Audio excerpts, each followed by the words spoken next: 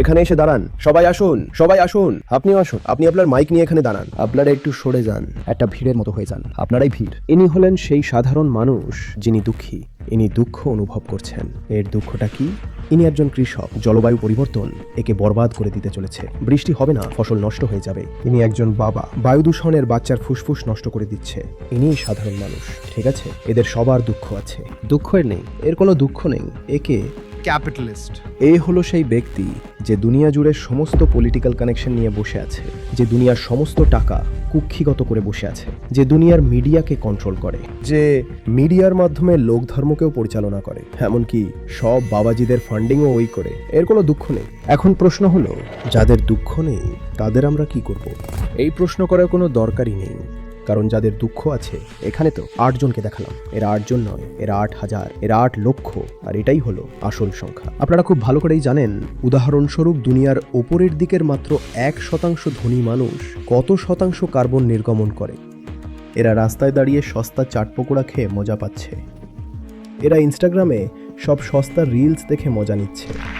আপনি ওটা ছাড়ুন যে সে মজা করছে, আমাকে এটা বলুন, এরা কেন মজা করছে? প্রণাম আচার্যজি। আমি অক্ষত শর্মা। আপনাকে 3 বছর ধরে শুনছি। আপনাকে সামনাসামনি দেখে খুব ভালো লাগছে। এর জন্য আমি আমার প্রফেসর রাহুল শর্মা স্যারকে ধন্যবাদ দেব। তার মাধ্যমেই এটা সম্ভব হয়েছে। আমি আইসার ব্রহ্মপুরের ছাত্র। আপনারই প্রেরণাতে আমি আমার শিক্ষার মোড় ঘুরিয়ে এখন ক্লাইমেটোলজি এবং ক্লাইমেট রিসার্চে মন দিতে চাইছি। আর জলবায়ু নিয়ে পড়ার সময় খুব হতাশা হয়। পরিস্থিতি দেখে আর কোনো উপায় নজরে আসে না, কারণ মানুষের একটা বড় অংশ এমন যারা নিজেদের দুঃখকে বিনোদনে বদলে দেওয়ার ক্ষমতা রাখে। তাদের কাছে সেই সম্পদ আছে যে তারা নিজেদের চেম্বারে বন্দি থাকতে পারে। আপনি আজই বললেন যে আধ্যাত্ম হলো দুঃখের জন্য, কিন্তু সেই দুঃখ তো ওদের অস্তিত্বেই নেই। দুঃখ অস্তিত্বতেই নেই ওদের জন্য। ওরা ওটা চেপে দিতে পারে। তাহলে ওদের এই মোটা বরফের চাদরের তলা থেকে কি করে বের করব? যাদের দুঃখ আছে, যারা দুঃখ অনুভব করছে, তারা তো নিজেদের দুঃখের চিকিৎসা করবে, তাই না? যাদের দুঃখ হচ্ছে তারা নিজেদের চিকিৎসা করুক। আপনি প্রশ্নটাই ভুল দিকে ছুঁড়ে দিয়েছেন। আপনারা 8 জন এখানে উঠে আসুন। সবাই আসুন, আপনিও আসুন। সবাই আসুন, সবাই আসুন। আপনি আপনার মাইক নিয়ে এদিকে দাঁড়ান। আপনারা সরে যান তো। আপনাকে কে ডেকেছে? আপনি সরুন ওখান থেকে। বিনা আহ্বানে আপনারা সবাই মিলে একটা ভিড়ের মতো হয়ে যান। আপনারা ভিড়, আপনারা কেবলই এক ভিড়। ঠিক আছে, কাছে আসুন। এই হলো সেই সাধারণ মানুষ যে দুঃখী। সে দুঃখ অনুভব করছে, ঠিক আছে? ঠিক আছে, এর দুঃখটা কি? ইনি কৃষক। জলবায়ু পরিবর্তন একে শেষ করে দেবে। বৃষ্টি হবে না, ফসল নষ্ট হবে, সবকিছু। ইনি একজন বাবা। বায়ু দূষণ এর বাচ্চার ফুসফুস শেষ করে দিচ্ছে। কথা কি বোঝা যাচ্ছে? এরা সমাজে জীবপ্রেম আর নিরামিষ আহার বাড়াতে চান, কিন্তু যারা মিট লবি আর ডেয়ারি লবি, তারা এদের ওপর মামলা ঠুকে দিয়ে বসে আছে। এদের দুঃখ আছে। ইনি সাধারণ মানুষ, এর দুঃখ আছে। ওই যে ওখানে উনি বসে আছেন, উনি একটা সীমিত আয় করেন, কিন্তু জিনিসের দাম বেড়েই চলেছে। উনি সাধারণ জিনিসও কিনতে পারছেন না, ওর দুঃখ আছে। ইনি সাধারণ মানুষ, ঠিক আছে? এদের সবার দুঃখ আছে। দুঃখ এর নেই, এর নেই। একে ক্যাপিটালিস্ট। এ হলো সেই ব্যক্তি যে দুনিয়া জুড়ে পলিটিক্যাল কানেকশন নিয়ে বসে আছে, যে দুনিয়ার সব টাকা চেপে বসে আছে, যে মিডিয়া কন্ট্রোল করে। মিডিয়ার মাধ্যমে লোক ধর্ম চালায়। সব বাবাদের টাকা ওই দেয়। এর কোনো দুঃখ নেই। এখন প্রশ্ন হলো, যাদের দুঃখ নেই তাদের কি করব? কোনো দরকার নেই প্রশ্ন করার। কারণ যাদের দুঃখ আছে, আমি তো 8 জনকে দেখালাম, এরা 8 নয়, 8,000, 8 লক্ষ। আর এটাই হলো আসল সংখ্যা। আপনি তো জানেন যে কার্বন নির্গমন, কার্বন এমিশন, দুনিয়ার 1% ধনী মানুষ। কত শতাংশ করে জানেন তো? আপনি সম্পদের কেন্দ্রীকরণ সম্পর্কেও জানেন, সব জানেন তো? তাহলে এই সাধারণ মানুষ আর ওই একজনের অনুপাত হল 8,000 আর 1। আমি এই 8 জনকে 8,000 মানুষের প্রতিনিধি বানিয়েছি। এরা বলছে ওর তো কোনো দুঃখ নেই, ও তো মজা করছে, ওই তো সব কার্বন এমিশন করছে, ওই দূষণ ছড়াচ্ছে, ও পপুলার কালচার ধ্বংস করছে, ও ভুল পলিটিক্যাল ক্যাম্পেইন ফান্ড করছে, তাও ফুর্তি করছে, ওর তো কোনো দুঃখ নেই, ওর তো দুঃখই নেই। এরা বলছে ওকে কি করে দুঃখের অনুভূতি দেব? আমি বলছি ওকে দুঃখের অনুভূতি দেওয়ার কোনো প্রয়োজন নেই। এই যে এখানে এরা বসে আছে, এরা কেন ফুর্তি করছে আমাকে সেটা বলুন।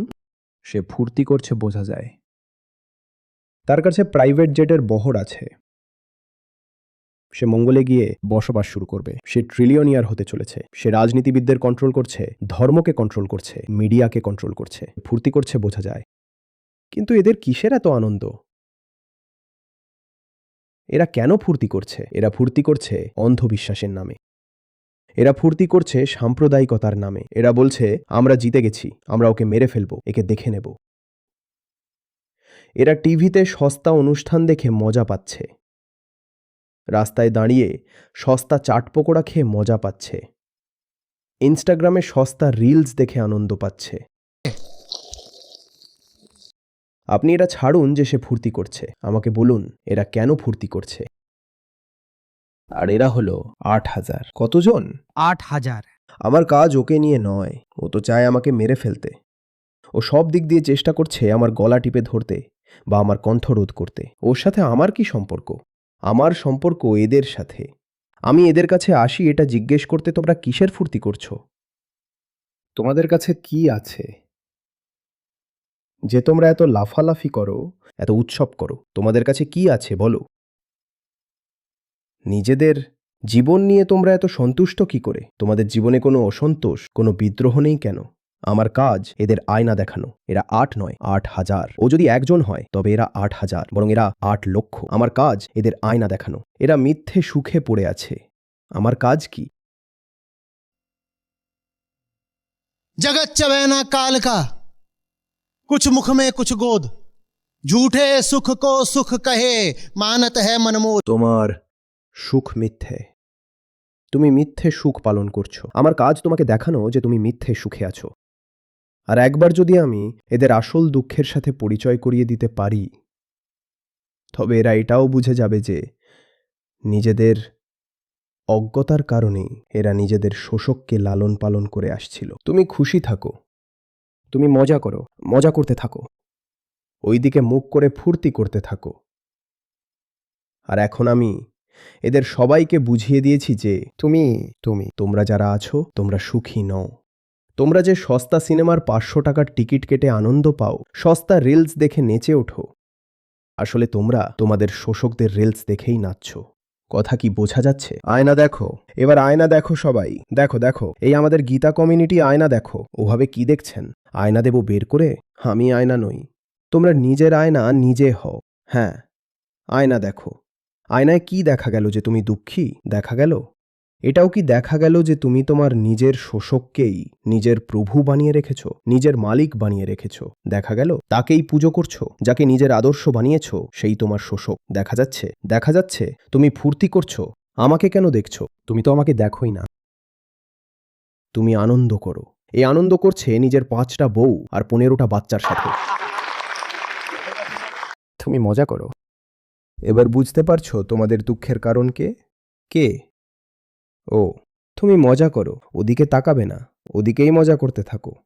ওর প্রশ্ন ছিল ওর কেন দুঃখ হচ্ছে না। ওর প্রশ্ন ছিল ওর কেন দুঃখ হচ্ছে না। বুঝতে পারছো ওকে? এবার ওকে একটু দুঃখের স্বাদ দাও। এবার যাও, যাও সবাই, যাও যাও যাও যাও। এভাবেই ওর দুঃখ শুরু হবে। ওকে দুঃখ অনুভব করানোর একমাত্র উপায়, কারণ ওর যাবতীয় সুখ টিকে আছে আপনাদের দুঃখ দিয়ে। ওর সারা সুখ টিকে আছে আপনাদের দুঃখ দিয়েই। যেদিন আপনারা নিজেদের দুঃখ ছাড়তে শুরু করবেন, সেদিন থেকেই ওর দুঃখ শুরু হবে। ও যদি নিজের সব ভিডিও আর ছবিতে এত হাসি খুশি থাকে, তবে সেটা এই কারণেই যে আপনারা খুব দুঃখে আছেন। লক্ষ মানুষকে দুঃখে রেখে একজন ফুর্তি করছে, আর এই লক্ষ লক্ষ মানুষ যেদিন নিজেদের দুঃখের ওপর বিরক্ত হবে, বিদ্রোহ করবে, সেদিন ওই একা মানুষটা যে উপার্জনহীন সুখ ভোগ করছে, তার সেই সুখ শেষ হয়ে যাবে। এটা জিজ্ঞেস করবেন না যে ওরা এত মজা কিভাবে করছে। ওরা এত মজা করছে কারণ তোমরা ওদের মায়া জালে আছো, তোমরা ওদের কবজায় আছো।